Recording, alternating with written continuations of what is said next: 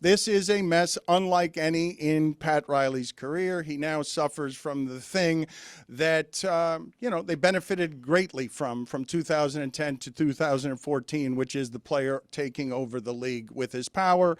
And you've got a mess, Dan. The most interesting part of this to me today is you have a legend and ego at the top of the sport that is a dinosaur where he regards authority, and he is fully capable of making this a very unpleasant workplace filled with pettinesses that will suspend Jimmy Butler for the act of embarrassing him and his way in public. So it is rare that the superstar is met with someone with the ego, power, and job stability to say, okay, you want to fight about this? I'm going to make your next couple of months really unpleasant. But if the end result is going to be trading him, I'm guessing, I don't think they can coexist, why not do it now? Like, is Riley extracting something from Jimmy Butler to say, all right, I'm going to make you pay for a little while, and then I'll give you what you want? I don't know the answer to that question because it's a very private organization. Pat Riley's job is to get the best deal for Jimmy Butler. Pat Riley is petty enough, I believe, to be like, all things being pretty close to equal, yeah, I'll take some of those players I get wherever it is in Utah that I get them, and I might send you for a couple of weeks to a place you don't really want to go because go bleep yourself. He could send him to Toronto.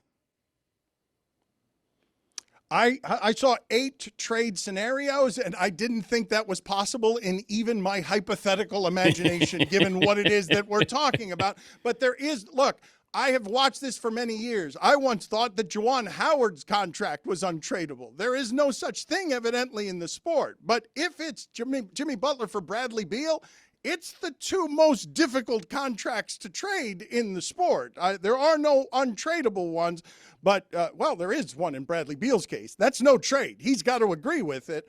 And in Jimmy Butler's case, that malcontent demanding extension at 35 when he's already making $40 million and can opt into $50 million, it's an interesting scenario to watch play out, Dan, that Jimmy Butler is willing to torch what was his relationship with the Heat fan base in a way that Damian Lillard wasn't willing to do. Otherwise, we might not be talking about any of this because they actually got Jimmy Butler the help that he's wanted for a while. But I keep wondering how this started, that whether it was they didn't trade for pieces with the Miami Heat or Jimmy is getting to the point where I'm worth more than this. This is my last chance for a contract. Which one is it of those two? The greatest reason for divorce and the end of love is always money.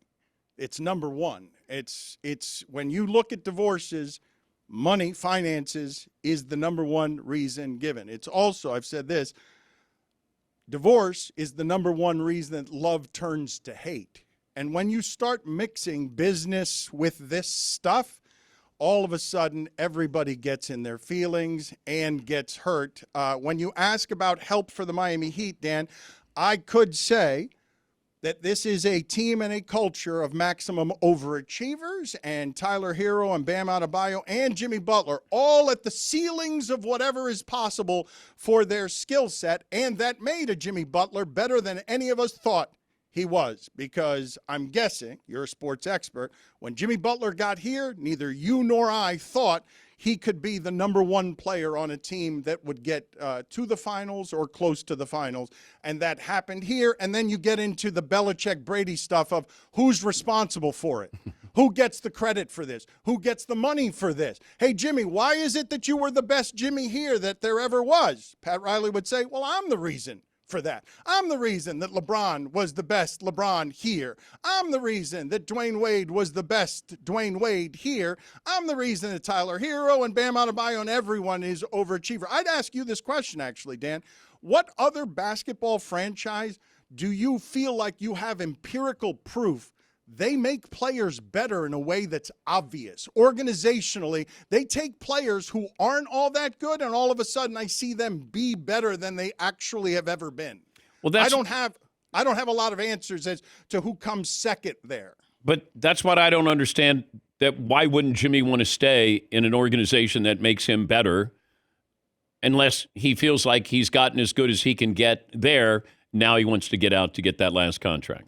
Yeah, it's just dollars, but I've stopped during the last 15 years, Dan, of totally understanding some things about the player empowerment movement, like the following, for example. I think it would be a great deal of fun to dominate basketball with my friends, the people I care about the most. But Kevin Durant got tired of Draymond Green after 4 years when they made it really easy to play basketball. You're a basketball player. You love basketball. You're also a team player. You're somebody who's always gotten along with egos that you have to interact with. How would it go for you if I told you, hey, Dan, here's 4 years of total dominance. It's going to be the most beautiful basketball you've ever seen. You get to pass to Steph and Clay. You got to play with Draymond, but it's going to be easy, the easiest thing in the world to be dominant. Would you get bored with that after 4 years if winning was the goal? No. Why did the Heat thing blow up after 4 years with everyone tired about it? And why are Udonis Haslem and Mike Miller saying after the fact, there was no joy in that for me? That wasn't fun. It was just all expectations, pressure. I didn't like to go to work. The fun was when we got the parade, but I didn't like fighting with everybody. I don't get it, Dan. I thought the point, if you were going to get together with your friends to win and then won, I thought that was the point. But it's not always the point. Money gets in the way of that.